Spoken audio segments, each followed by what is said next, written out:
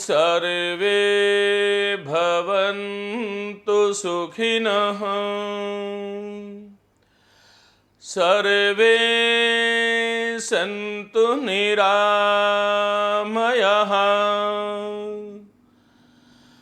सर्वे भद्राणि पश्यन्तु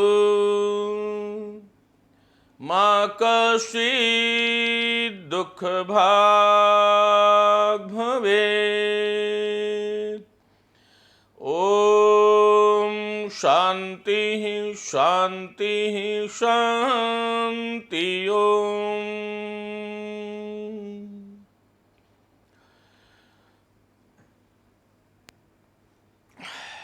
प्रिय साथियों, आप सभी का हार्दिक स्वागत अभिनंदन करता हूं।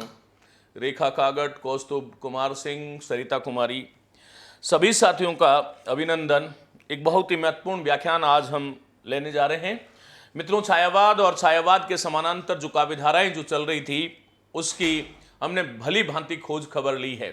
आज हम बात करेंगे एक और नई साहित्यिक धारा जो आरंभ में प्रगतिशील थी, लेकिन मुक्तिबोध ने 1942 में इसका नाम प्रगतिवाद दिया। ये जो आज का जो व्याख्यान होने वाला है ये प्रगतिवाद का केवल परिचय है। मैं आपको ये समझाऊंगा कि प्रगतिवाद है क्या, प्रगतिवाद जो है उसका स्वरूप क्या है, हम प्रगतिवाद आखिर जो है वो कहते किसे हैं, प्रगतिवाद का स्वरूप क्या है, ये प्रगतिवाद जो है इसकी विचारधारा जो है वो हम कहां से ग्रहण करते हैं। एक बात हम लोग और करने वाले हैं और वो ये करेंगे कि छायावाद जो है, छायावाद और प्रगतिवाद, इन दोनों में एक सूक्ष्म कोई अंतर है क्या, इसके बारे में बात करेंगे। और फिर हम लोग बात करेंगे प्रगतिवाद की विकास यात्रा, प्रगतिवाद जो है उसकी विकास यात्रा। ये चार संदर्भ में आज मैं आपके सामने बात कर रहा हूं। अभी हमने एक प्रार्थना बोली, सर्वे भवन्तु सुखिनः सर्वे सन्तु निरामया सर्वे भद्राणि पश्यन्तु मा कश्चित् दुःख भाग् भवेत्। बस यही है प्रगतिवाद, जहां पर सर्वजन हिताय कविता लिखी गई, जहां पर सर्वजन हिताय कविता लिखी गई। यूं कहूंगा बहुजन हिताय या सर्वजन हिताय, ऐसे आपको ध्यान रखना है। सर्वजन हिताय का अर्थ ही होता है बहुजन हिताय, जहां पर कविता लिखी गई। जिस काल का कवि सामाजिक यथार्थवाद की बात करता है, सामाजिक यथार्थवाद बड़ा महत्वपूर्ण बिंदु इसमें है। सामाजिक यथार्थवाद की बात करता है, जिस काल का कवि साम्राज्यवादी शोषण के विरोध की बात करता है, साम्राज्यवादी या फिर मैं कहूंगा कि सामंतवादी या फिर मैं कहूंगा राजनीतिक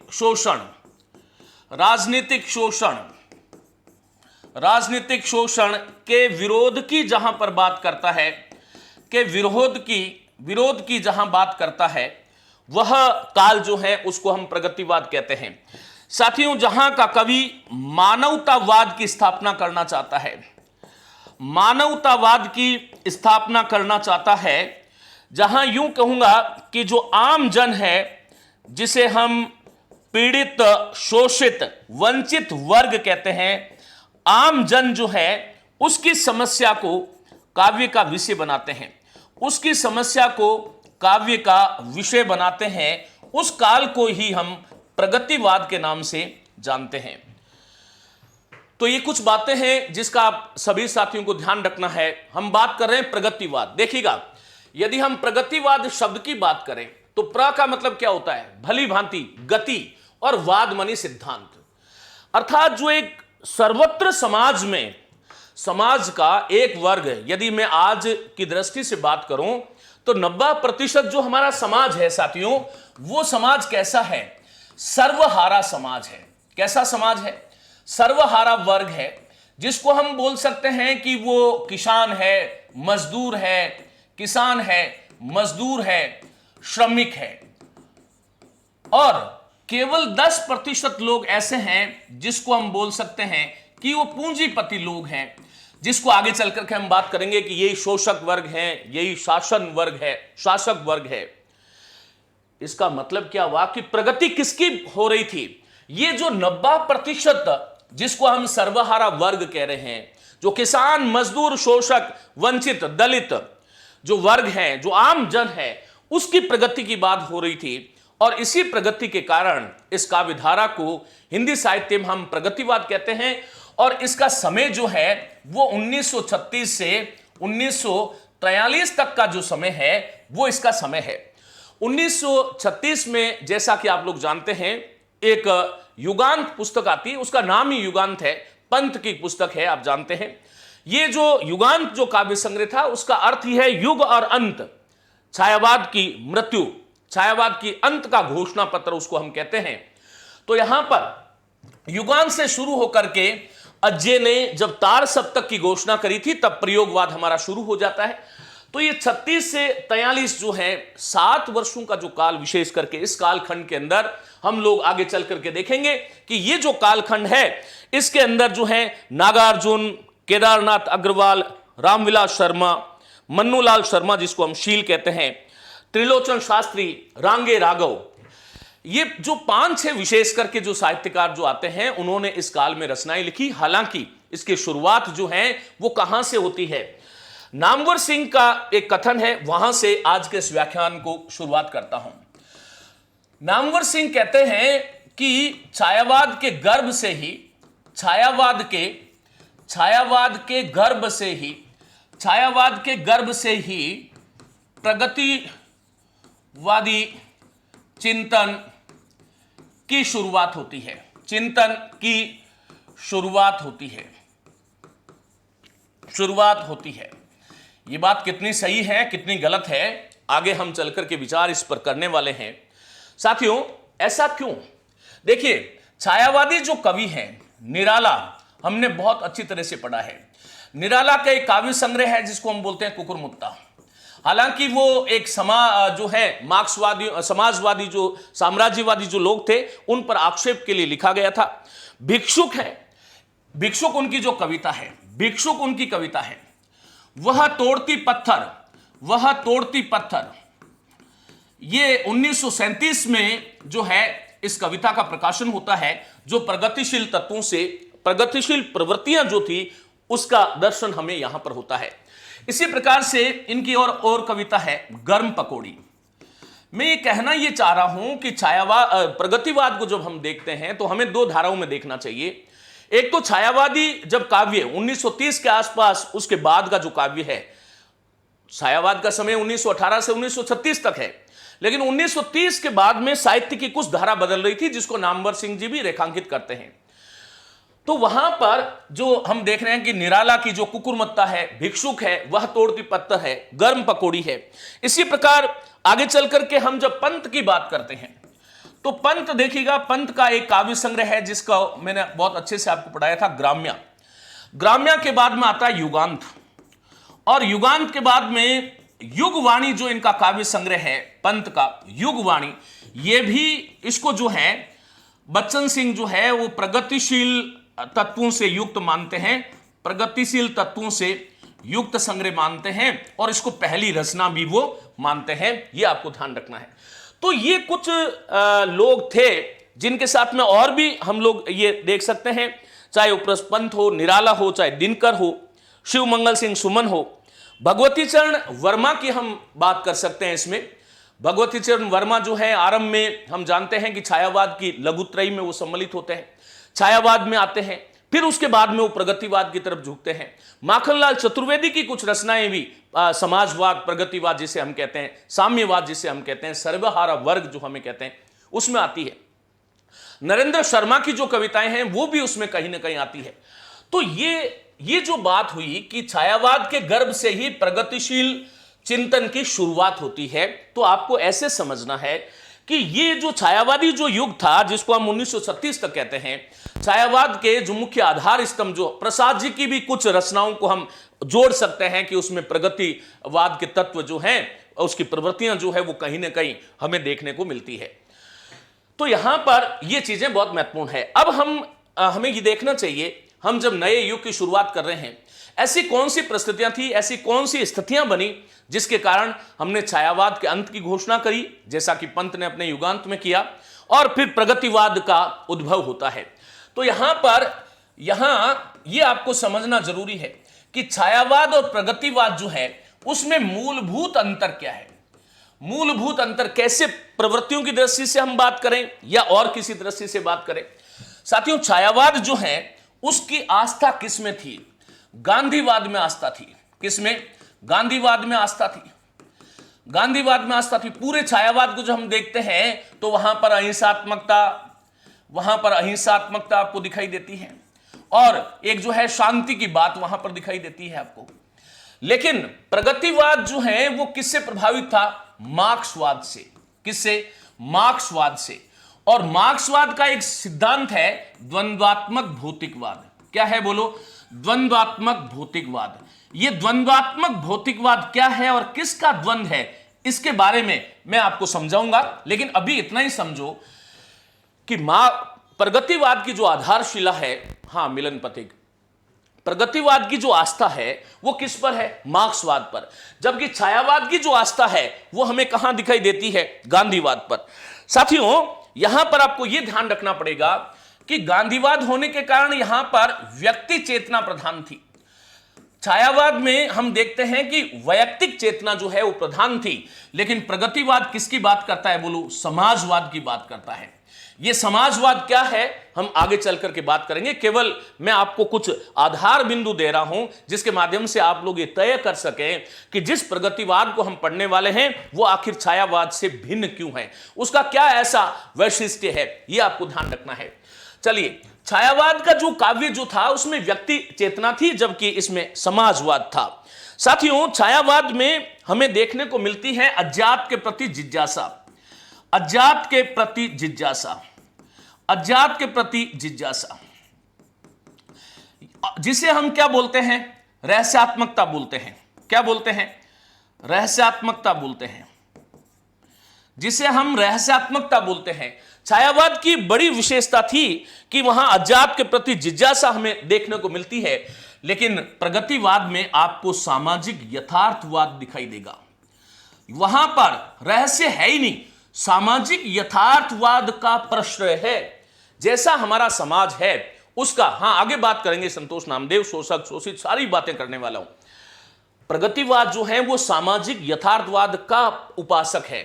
यह सामाजिक यथार्थवाद क्या है? समाज में जो जैसा घटित हो रहा है, जो कृषक वर्ग है, जो किसान वर्ग है, जो दीनहीन, जो आम वर्ग है, जो शोषित है, जो वंचित है, उसकी वाणी बन रहा था इसका प्रगतिवाद का जो साहित्य था।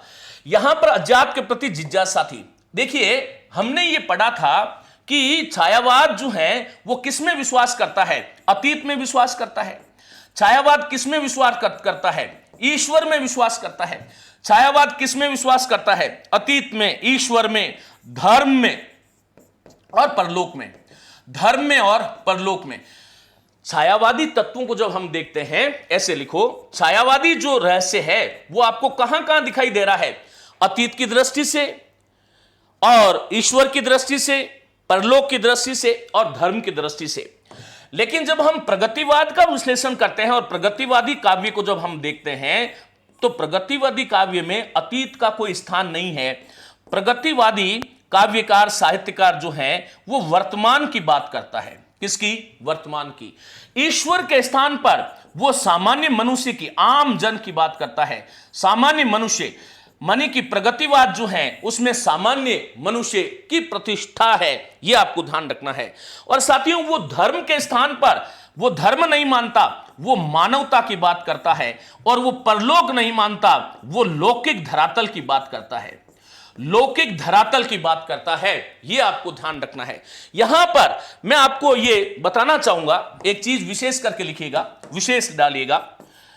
यह चीज विशेष है कि मार्क्सवाद जो है वो संसार की उत्पत्ति ईश्वर से नहीं मानता। संसार की उत्पत्ति ईश्वर से नहीं मानता। आगे चल करके हम ये बात करेंगे कि ईश्वर, धर्म इत्यादि जो सत्ताएं जो थी, जो साहित्य में वर्तमान जो थी, मौजूद जो थी, प्रगतिवादी साहित्यकार जो है उसकी उपेक्षा कर देता है। तो संसार की उत्पत्ति ईश्वर से नहीं मानता, तो किससे मानता है? ईश्वर से नहीं मानता। वो किससे मानता है? वो कहता है कि संसार गतिशील है, संसार जो है वो गतिशील है, संसार गतिशील है। और ये गतिशील किसके कारण है? द्वंद्व के कारण है। किसके कारण है? ये द्वंद्व के कारण गतिशील है। ये द्वंद्व क्या है जिसको मैं यहां पर कह रहा हूं? द्वंद्वात्मक भौतिकवाद।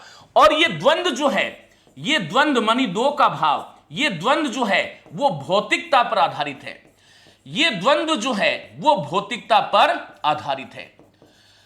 हमारे समाज में दो प्रकार के द्वंद्व है। इस द्वंद्व को हमें ऐसे समझना है कि मार्क्सवाद या प्रगतिवाद हमें कहता है कि ये द्वंद्व जो है वो दो स्तरों पर आपको देखने को मिलता है। एक ऐसा है जिसको हम सर्वहारा वर्ग कहते हैं, और एक ऐसा है जिसको हम जो है पूंजीपति वर्ग कहते हैं। ये पूंजीपति वर्ग जो है इसी को हम क्या बोलते हैं? शोषक वर्ग बोलते हैं। क्या है ये? शोषक है। यही क्या है बोलो? शासक है। ये शोषक भी है और ये शासक भी है, ये आपको ध्यान रखना है। तो यहां पर पूंजीपति कह दो, शोषक कह दो या शासक कह दो। और ये सर्वहारा वर्ग जो है ये क्या है? शोषित है, शोषित है। और ये जो है इसी को हम जो है सर्वहारा वर्ग कह रहे हैं, और इस पर जो है ये शासित हो रहा है। क्या हो रहा है? शासित वर्ग है, अर्थात जिस पर शासन किया जाए। मार्क्सवाद ये घोषणा करता है, मार्क्सवाद ये घोषणा करता है, प्रगतिवाद ये घोषणा करता है, एक तरह से मार्क्सवाद की ही साहित्यिक अभिव्यक्ति है, मार्क्सवाद की ही साहित्यिक अभिव्यक्ति है प्रगतिवाद। गणपति चंद्र गुप्त इत्यादि बहुत सारे, हालांकि ये बात मुक्तिबोध भी कहते हैं, कहीं ना कहीं कुछ अर्थों में नगेंद्र भी इस बात को कहते हैं कि दर्शन के क्षेत्र में जो द्वंद्वात्मक भौतिकवाद का स्थान है, राजनीति के क्षेत्र में जो साम्यवाद है, काव्य के साहित्य के क्षेत्र में वही प्रगतिवाद है। अब ये जो दो वर्ग हुए, सर्वहारा और पूंजीपति, यहां से समझो मार्क्सवाद ये घोषणा करता है कि संसार की उत्पत्ति ईश्वर से नहीं होती है। किससे होती है? संसार गतिशील है, और गति किसके कारण है? द्वंद्व के कारण है। और द्वंद्व जो है वो किस पर आधारित है? भौतिकता पर आधारित है। द्वंद्व होता किसका है और किसके मध्य द्वंद्व होता है, ये आपको समझना है। तो यहां पर दो वर्ग हो गए। अब ये दो वर्ग जो हुए वो देखिएगा, ये जो दो वर्ग होते हैं, सर्वहारा शोषित और शासित, पूंजीपति शोषक और शासक, ये जो है अपने हितों के लिए लड़ते हैं। अपने अपने हित जो है, अपने अपने हितों के लिए इनमें टकराव होता है, अपने अपने हितों के लिए इनमें टकराव होता है। हितों के लिए जो है वो टकराव होता है, अपने अपने हितों के लिए इनमें टकराव होता है। अर्थात जो श्रमिक वर्ग है, अर्थात ये जो श्रमिक वर्ग है, सर्वहारा जिसको बोल रहे हैं, श्रमिक या सर्वहारा या जो आम जन है, उसकी वो क्या चाहता है कि मेरा जो परिश्रम है, मेरा परिश्रम जो है, मेरा परिश्रम जो है, मेरे परिश्रम का फल मुझे मिले, का फल जो है मुझे मिले, ये इसके भाव होते हैं। और पूंजीपति वर्ग क्या करता है? ये जो पूंजीपति वर्ग जो है, ये जो पूंजीपति वर्ग जो है, ये क्या करना चाहता है? सर्वहारा वर्ग की जो मेहनत है, जो परिश्रम है, मेहनत पर मौज करना। अब ये इन दोनों के अलग अलग हित हो गए। ये दोनों जब वर्ग संघर्ष होता है, और इसलिए मार्क्स कहते हैं कि दुनिया के मजदूरों एक हो जाओ, तुम्हारे पास खोने को कुछ नहीं है, पाने को पूरा संसार पड़ा है। मार्क्स ये कहते हैं कि ये जो सर्वहारा और पूंजीपति वर्ग जो है, इनके मध्य कभी भी शांति से कोई बात नहीं हो सकती। तो बात किससे होगी? वो वर्ग संघर्ष होगा। अर्थात इनको एकत्र होना है, वर्ग बनाना है। वर्ग समूह में आकर के जब ये वर्ग संघर्ष में आएंगे, इन दोनों में संघर्ष होगा, अर्थात जिसको हम क्रांति कहते हैं, उस क्रांति के कारण साम्यवाद का मतलब वही सर्वहारा वर्ग, साम्यवाद की स्थापना होगी। और क्या होगा? साम्यवाद की स्थापना होगी और पूंजीपति जो व्यवस्था है उसका विनाश हो जाएगा। पूंजीपति व्यवस्था जो है उसका विनाश होगा, व्यवस्था का विनाश होगा। ये एक विचारधारा थी जो गांधी से बिल्कुल विपरीत थी, और इसी विचारधारा को आधार बना करके हमारा जो साहित्यकार था, हालांकि मैं बताऊंगा कि इसकी यात्रा कैसे, प्रगतिवाद हिंदी में आया कैसे, उसकी विकास यात्रा क्या है, लेकिन आपको यह समझ में आना चाहिए कि आखिर ये जो आपका प्रगतिवाद जो है वो मार्क्स के द्वंद्वात्मक भौतिकवाद पर किस प्रकार से आधारित है। हम बात कर रहे हैं छायावाद और प्रगतिवाद की। गांधीवाद में आस्था है, अहिंसात्मक और शांति में विश्वास करता है। प्रगतिवाद मार्क्सवाद पर आधारित है, द्वंद्वात्मक भौतिकवाद और क्रांति की बात करता है और सर्वहारा वर्ग की बात करता है। छायावाद जो है वो व्यक्ति चेतना पर आधारित है, लेकिन प्रगतिवाद जो है वो समाजवाद की बात करता है। छायावाद जो है वो अजात के प्रति जिज्ञासा है, रहस्यात्मकता है, लेकिन यहां पर क्या है, सामाजिक यथार्थवाद है। यह आपको ध्यान रखना है। छायावादी काव्य को जब हम देखते हैं तो उसमें छायावादी साहित्य जो है, छायावादी जो साहित्य है ये छायावाद है और ये प्रगतिवाद है। छायावादी साहित्य जो है उसमें कल्पना की अतिशयता है, कल्पना के पंख है, कल्पना की उड़ान से उड़ रहा है, अर्थात कवि जो है वो अपना एक काल्पनिक लोक बना रहा है और उस काल्पनिक लोक में वो विचरण कर रहा है। लेकिन जो प्रगतिवादी जो कविता जो है वो समस्या मूलक कविता है, समस्या मूलक काव्य है, ये आपको ध्यान रखना है। तो यहां पर क्या है, कल्पना की उड़ान आपको देखने को मिल रही है, जबकि प्रगतिवाद जो है उसमें आपको समस्या मूलक काव्य जो है वो देखने को मिल रहा है। साथियों, यहां पर ये छायावाद की जो प्रकृति जो थी ये प्रकृति जो थी वो अभिजात्य चेतना से युक्त थी। छायावाद की जो प्रकृति है जो काव्य में चित्रित होती है, वह प्रकृति जो है वो अभिजात्य वर्ग से संबंधित थी। अभिजात्य माने कुलीन वर्ग जो था उससे संबंधित थी। कुलीन वर्ग जो था, कुलीन वर्ग चेतना से युक्त है, चेतना से युक्त है। यह छायावाद में मैं आपको पढ़ा चुका हूं। लेकिन जब हम जो है प्रगतिवाद की बात कर रहे हैं तो ये प्रगतिवाद की जो प्रकृति है ये किसानों, श्रमिकों और उनके श्रमिकों के आसपास की प्रकृति है, के आसपास की प्रकृति है, और उसका अभिधान भी वैसा ही है, आसपास की प्रकृति है। वहां पर कैसे अभिधान है जो है, कई दिनों तक चुल्ला रोया और चक्की रही उदास और कानी कुतिया उसके पास में बैठ रही है, कानी कुतिया। तो ये जो हर एक दृष्टि से हम देख रहे हैं कि छायावाद जो प्रगतिवाद जो है वो छायावाद से किस प्रकार भिन्न है। एक बात हमें और समझनी चाहिए कि छायावाद की जो कविता है उसमें अभिजात वर्ग का नायक है, अभिजात वर्ग का नायक है। अब जब हम आगे प्रेमचंद की बात करेंगे या इन लोगों की जिनके मैंने 5-7 नाम बताए उनकी जब हम बात करेंगे, हाँ, नागार्जुन की कविता है, तो साथियों यहां पर जो श्रमिक और शोषित वर्ग है, श्रमिक और शोषित वर्ग जो है, श्रमिक शोषित वर्ग जो है वही कविता का नायक है। शोषित वर्ग जो है, वर्ग ही कविता का जो है वो नायक है, ये आपको ध्यान रखना है। एक और अंतर जो है हमें देखने को मिलता है कि छायावाद में जो नारी जो है, नारी क्या है, या तो प्रेमिका है। नारी तुम केवल श्रद्धा हो विश्वास रजत नग पगतल में, पीयूष स्रोत सी बहा करो जीवन के सुंदर समतल में। तो यहां पर नारी जो है वो श्रद्धा का विषय है, ये श्रद्धा का विषय है साहब, और प्रेमिका है। और नारी भी एक तरह से जो अभिजात जो कुलीन वर्ग है उसी को वो सहारा दे रही है। लेकिन यहां पर जो नारी जो है वो नारी दाम्पत्य जीवन से जुड़ी है। प्रगतिवाद की जो नारी है वो दाम्पत्य जीवन से जुड़ी हुई है, दाम्पत्य जीवन से जुड़ी हुई है, यह आपको ध्यान रखना है। दाम्पत्य जीवन से जुड़ी हुई है और नारी जो है वो आम नारी, जो भारतीय नारी जो है उसकी वो बात कर रहे हैं, यह आपको ध्यान रखना है। अब यहां पर हम ये देखते हैं कि छायावादी जो कविता जो हमें दिखाई दे रही है उसमें लाक्षणिकता है। क्या है उसमें जो है वो लाक्षणिकता है। छायावाद की सबसे बड़ी विशेषता थी लाक्षणिकता, लेकिन यहां प्रगतिवाद की जब आप कविता देखोगे तो यहां पर सीधी सपाट कविता है, मानी अभिधात्मक शैली का प्रयोग है, अभिधात्मक शैली का प्रयोग है। और तो और हाँ, श्वानों को मिलता दूध, भूखे बच्चे अकुलाते हैं, मां की हड्डी से चिपक चिपक कर जाड़े की रात बिताते हैं। तो यहां पर यह लाक्षणिकता है, लेकिन यहां पर अभिधात्मक शैली है, यह आपको ध्यान रखना है। यहां सबसे बड़ी एक विशेषता हम यह भी कह सकते हैं कि छायावाद की जो भाषा शैली जो थी वो कैसी थी, तत्समनिष्ठ भाषा थी।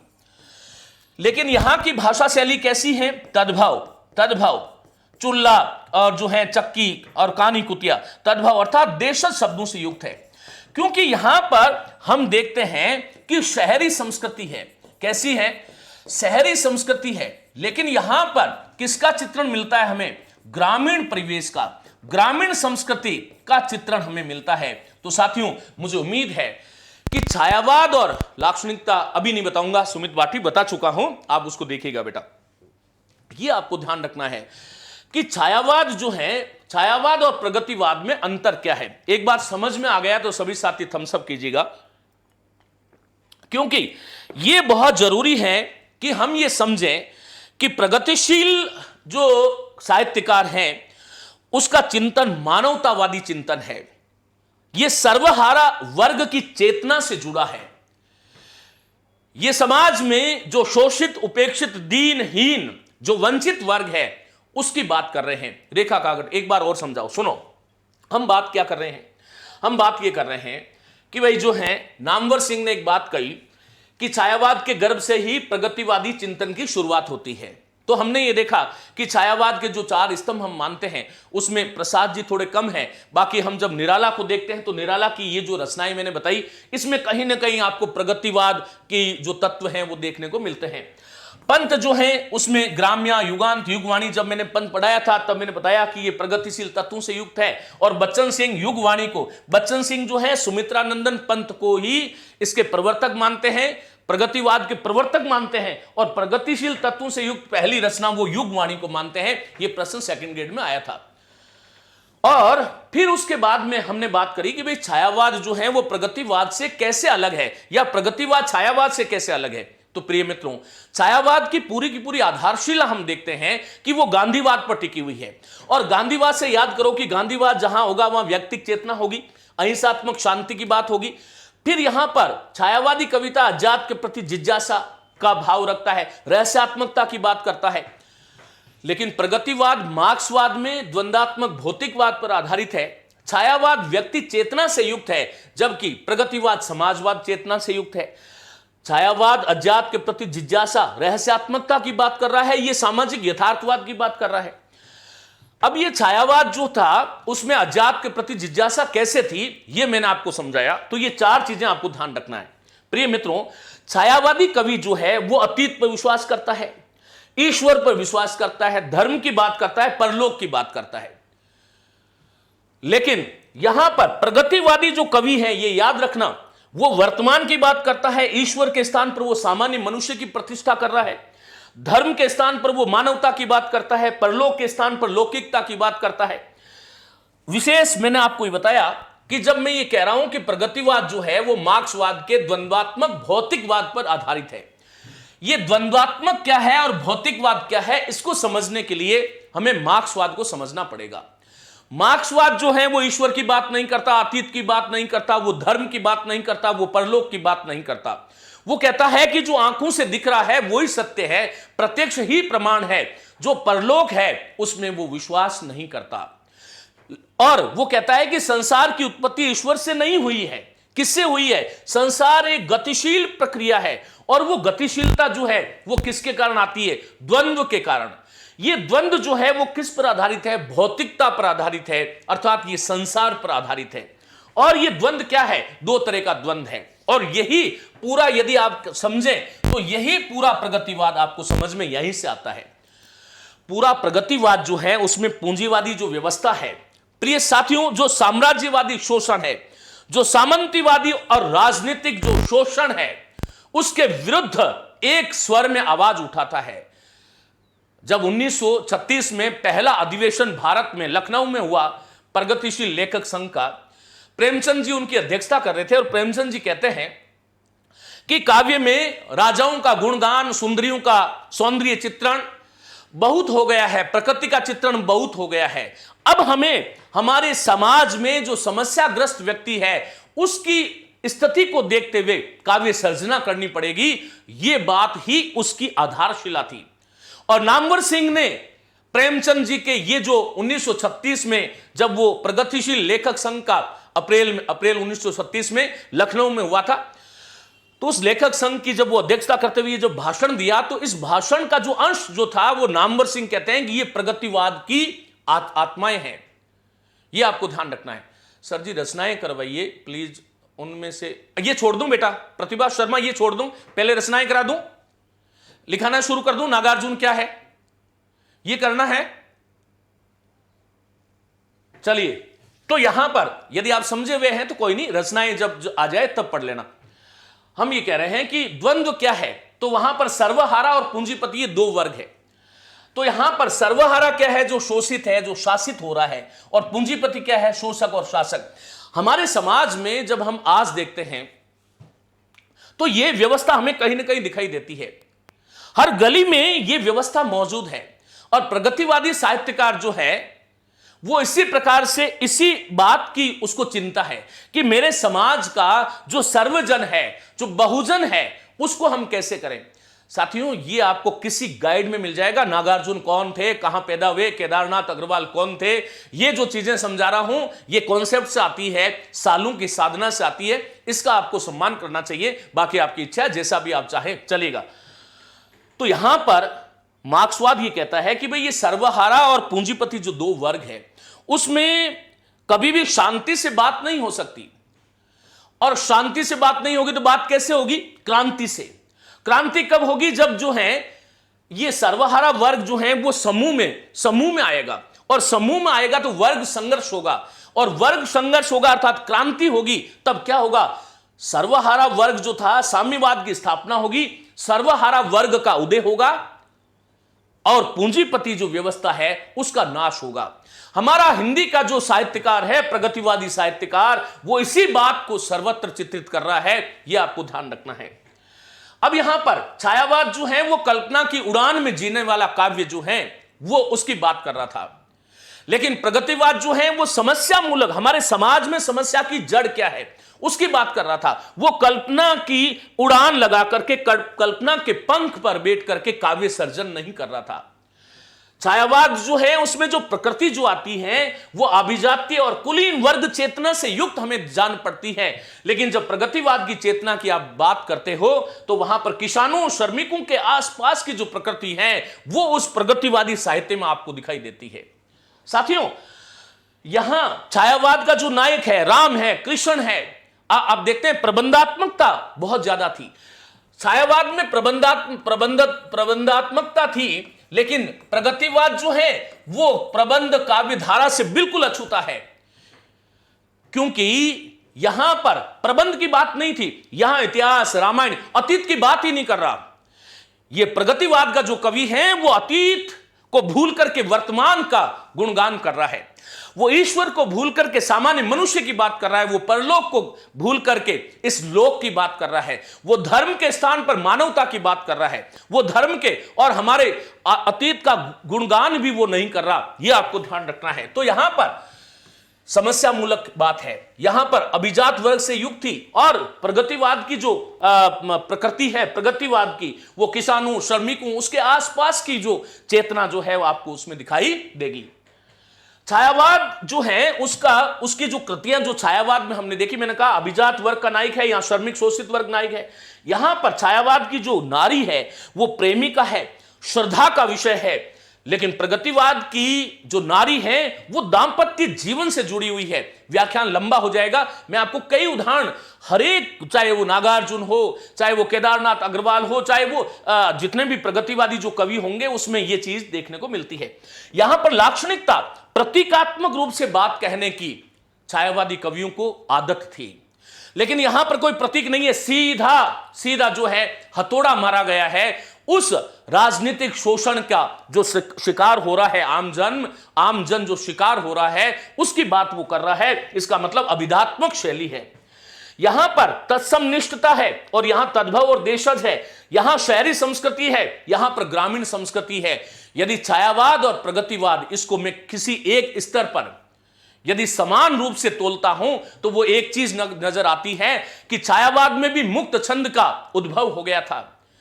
जब पंत जी कहते हैं कि टूट गए छंद के बंध, और निराला का जो केंचुआ, जो रबड़ छंद, जो मुक्त छंद के प्रवर्तक माने जाते हैं, वो जो परंपरा जो थी साहित्य रचने की, वो हमें प्रगतिवाद में भी देखने को मिलती है। वहां पर भी मुक्त छंद था, यहां पर भी मुक्त छंद था। यह आपको ध्यान रखना है। अब यहां पर हमें यह समझना होगा कि यह प्रगतिवाद जो है, इसका आरंभ कहां से होता है।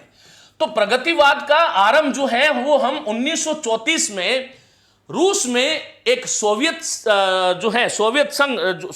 संघ लेखक संघ जो है, सोवियत संघ की स्थापना हुई थी, वहां से इसकी स्थापना, सोवियत लेखक संघ की स्थापना हुई थी।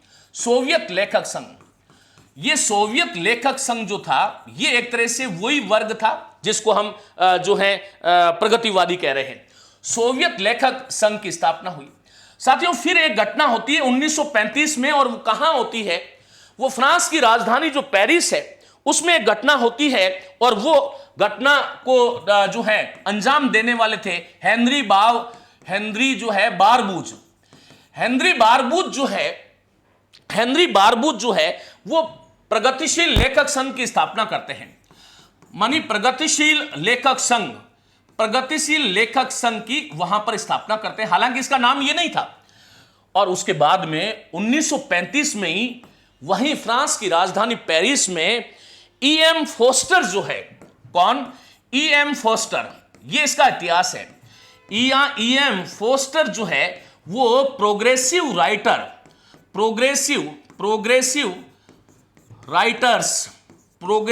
राइटर्स एसोसिएशन के जो है, ये इनके अध्यक्षता में एक वहां पर सम्मेलन होता है।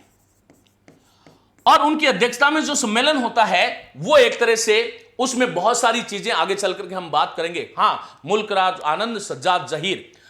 तो यहां ये जो 1935 में हुआ, तो ये लंदन की बात चल रही है अभी, और लंदन में वहां पर भारतीय प्रवासी थे। 1935 की ये बात है। तो 1935 में लंदन में वहां प्रवासी थे, लंदन प्रवासी। ये लंदन प्रवासी जो है, ये 3 लोग थे। वो 3 लोग कौन कौन से आपके जो है, ये तीनों लोग जो थे, वो एक तो थे भवानी भट्टाचार्य। कौन थे? भवानी भट्टाचार्य। ये 3 लोग थे जिन्होंने वहां पर इसकी स्थापना करी थी। एक थे मुल्कराज आनंद। कौन थे? मुल्कराज आनंद थे। देखो इसकी जो है किस प्रकार से विकास यात्रा चलती है। और एक डॉक्टर सज्जाद जहीर थे। डॉक्टर सज्जाद जहीर।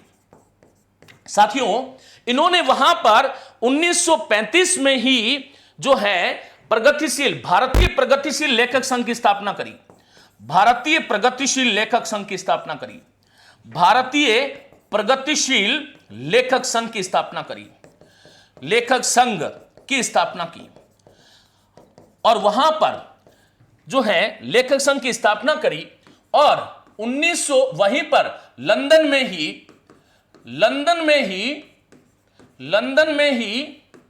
भारतीय लेखक संघ का घोषणा पत्र तैयार हुआ। घोषणा पत्र तैयार किया गया। और ये जो घोषणा पत्र है वो 1936 में प्रेमचंद ने जो हंस पत्रिका थी उसमें उसको प्रकाशित किया। प्रेमचंद ने हंस पत्रिका में इसको प्रकाशित किया। अब यहां पर एक बात आपको यह समझनी होगी कि 1936 में जो है इसकी भारत में पहली बैठक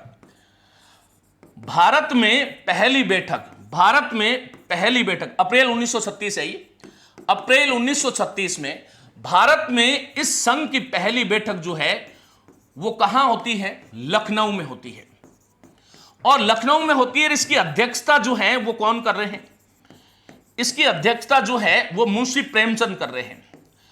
यद्यपि मुंशी प्रेमचंद जो है वो अपने आरंभिक जो इनका जो जीवन जो था या आरंभिक जो इनका व्यक्तित्व जो रहा है वो गांधी जी से प्रभावित रहा है, गांधी जी से प्रभावित था। लेकिन ये जो है यहां पहली बार इससे जुड़ते ही नहीं बल्कि ये घोषणा करते हैं कि अब कविता का विषय सामान्य दीनहीन जो जन है वह होना चाहिए। बहुत हो गया राजाओं की प्रशंसा, सौंदर्यों का चित्रण, ये बहुत कुछ हो गया। अब हमें जो है वो एक ही बात करनी है, और वो कौन सी बात करनी है कि कविता का विषय जो है वो दीनहीन जन होना चाहिए। साथियों, उसके बाद में यदि हम देखते हैं तो उसके बाद में जाकर के जो है वो शिवदान सिंह चौहान जो है उन्होंने मार्च 1937, शिवदान सिंह चौहान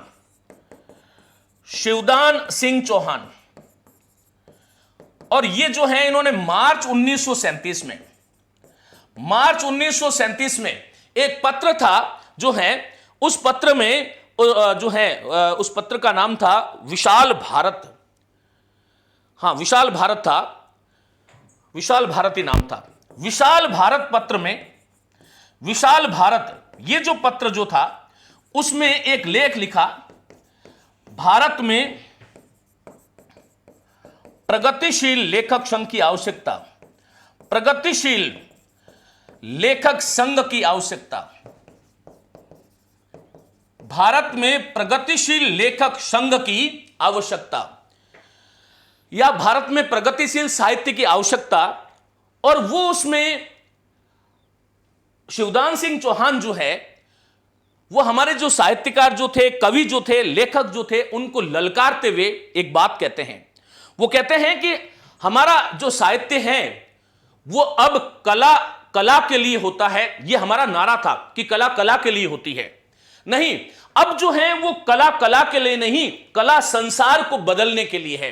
कला जो है वो संसार को बदलने के लिए है। इस नारे को बुलंद करना प्रत्येक प्रगतिशील साहित्यकार का जो है वो जो है जिम्मेदारी है। शिवदान सिंह चौहान ये बात कह रहे हैं कि अब कला के नहीं वरन संसार को बदलने के लिए है। और अब इस संसार को बदलने के लिए ये जो भाव जो है इसकी पालना जो है हर एक उस प्रगतिशील जो है साहित्यकार को करनी पड़ेगी। फिर आगे चल करके हम देखते हैं कि 1937 में वह तोड़ती पत्र, बोलो किसकी थी? निराला की जो कविता है वह तोड़ती पत्थर, इसने भी बड़ा जो है जोर शोर से वह तोड़ती पत्थर, ये जो कविता जो थी, देखा इलाहाबाद के पथ पर, जो मैं अभिधात्मकता शैली की जो बात कर रहा हूं वो इसमें हमें कहीं ना कहीं देखने को मिलती है। एक पत्र था, पंत ने निकाला था, उसका नाम था रूपाब। और रूपाब जो पत्र है वो प्रगतिशील विचारों का घोर समर्थक था, प्रगतिशील विचारों का घोर समर्थक था, विचारों का घोर समर्थक था। यह आपको ध्यान रखना, यह कई बार आपसे पूछ लिया जाता है, समर्थक था। और इसी में पंत ने एक लेख लिखा था, और पंत ने यह लेख लिखा था प्रगतिशील एक अवधारणा। प्रगतिशील, ये कई बार पूछ लिया जाता है कि किसका निबंध है। प्रगतिशील एक अवधारणा, प्रगतिशील एक अवधारणा, ये जो है निबंध लिखकर उन्होंने प्रगतिवाद के वैशिष्ट्य जो है उसको वहां पर निरूपित किया। ये आपको ध्यान रखना है। उसके बाद में यदि मैं बात करूं तो वहां पर देखिएगा 1939 ईस्वी में भगवती चरण वर्मा जिसको हम हालावाद में पढ़ रहे थे, भगवती चरण वर्मा की चली आ रही भैंसा गाड़ी, ये जो कविता जो थी, यहां भी इसमें भी हमें प्रगतिवाद के जो तत्व हैं उसको हमें देखने को मिलता है। और साथियों, उसके बाद में यह आपको ध्यान रखना है कि 1942 में गजानन माधव मुक्तिबोध, गजानन माधव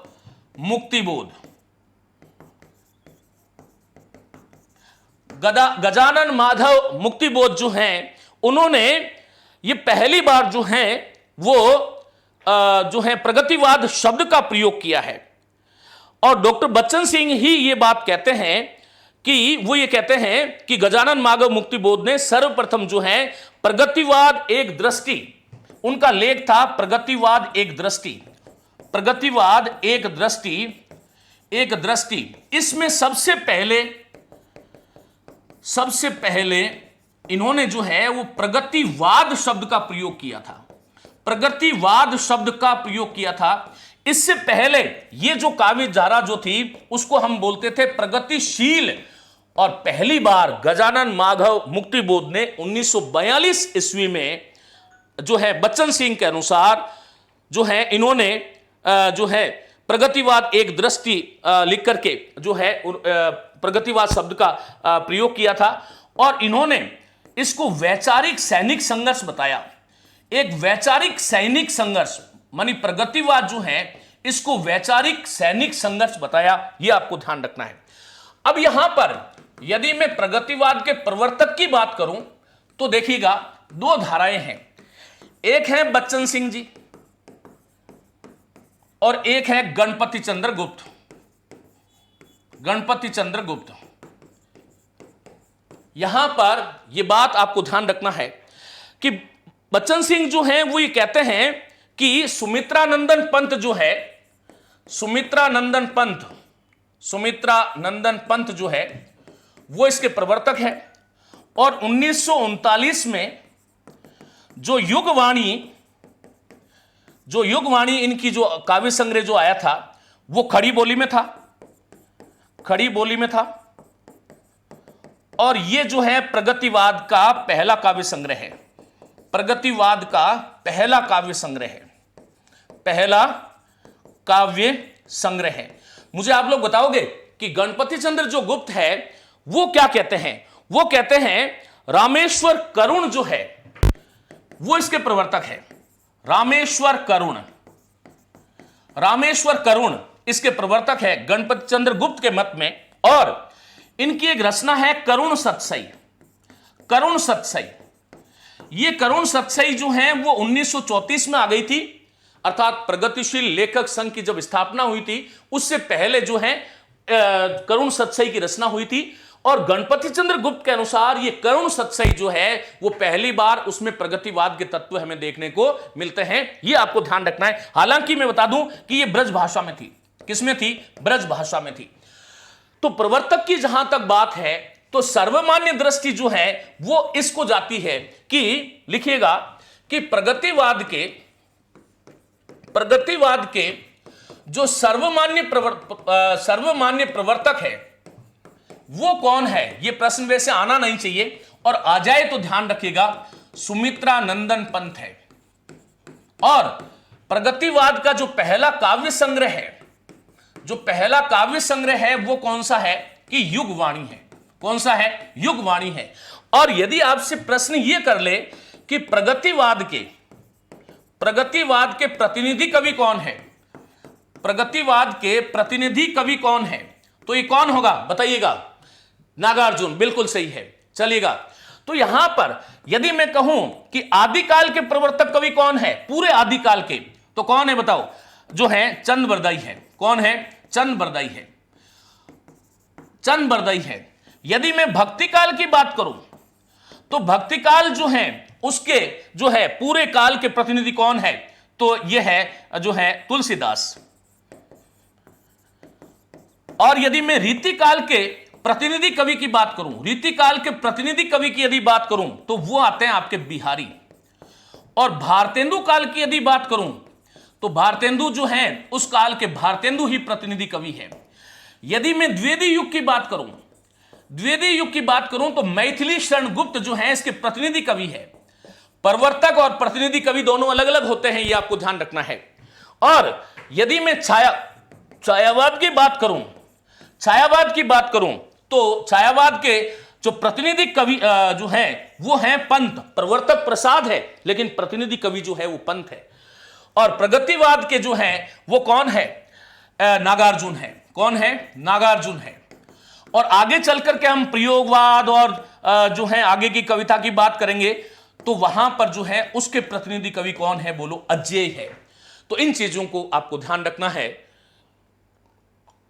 साथियों, आज का ये जो व्याख्यान था वो हम पीपीटी तक नहीं पहुंच पाए, लेकिन कोई नहीं, आगे के व्याख्यान में ये जो चीजें आज हमने पढ़ी है इसी को हम जो है विस्तारित रूप से आगे पढ़ेंगे। मुझे उम्मीद है कि प्रगतिवाद क्या है, किस विचारधारा को लेकर के चलता है, और प्रगतिवाद और छायावाद किस प्रकार से भिन्न है, प्रगतिवाद का जो विकास क्रम है वो कहां से शुरू हुआ और किस प्रकार से चला, प्रगतिवाद शब्द का पहला प्रयोग किसने किया, प्रगतिवाद का प्रवर्तन किसने किया, किसके मत में कौन है, इसके प्रतिनिधि कवि कौन है, और ये तमाम जो चीजें हैं मुझे लगता है कि पूरी विस्तार से जो हमने बात करी वो आपको बहुत अच्छे से समझ में आई होगी। मिलूंगा अगले व्याख्यान में इन्हीं चीजों को लेकर के कि हम और इसको विस्तार से कैसे पढ़ें। नमस्ते, धन्यवाद।